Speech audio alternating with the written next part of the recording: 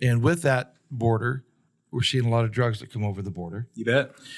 Which to me is leading even more so to the homeless issue at times, whether it be drugs, crime, mental illness, and the drugs leading to mental illness. And we've got to find a way to address all those issues at the same time. I don't know how you do it as a governor. You'd have your hands full. Yeah, well, and that's why the vision, the plan to restore California, to continue to use that word, must be comprehensive, because these issues can't be addressed in silos, because they're all interconnected. Like, to your point, homelessness feeds drug addiction, homelessness feeds crime, crime feeds homelessness.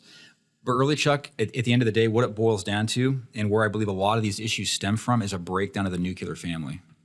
Oh, absolutely. Breakdown of the nuclear family.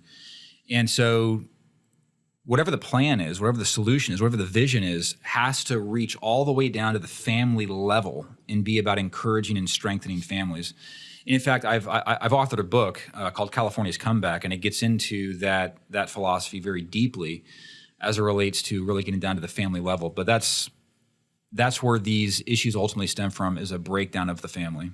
In fact, just a quick statistic, when we look at crime, 85% of young males that are incarcerated in California come from single-parent households. So you strengthen families, you encourage families, and it's going to, the ramifications for that are going to bleed into these other areas positively that we see currently. Yeah. With that, we've seen the crime rates go up in a lot of areas. I know that gets reported in different fashions, so it doesn't look like it's going up, but you sure feel it. Yeah. And a lot of our audience, I mean, granted, the name of our podcast is Every Citizen Armed. Right. The governor has a lot of power when it comes to gun laws and gun rights in this state. Maybe more so gun rights than gun laws. Yeah. Where is your stance on the Second Amendment? Where do you feel that? Yeah, I mean, I fully support the Second Amendment and the rights that come along with that.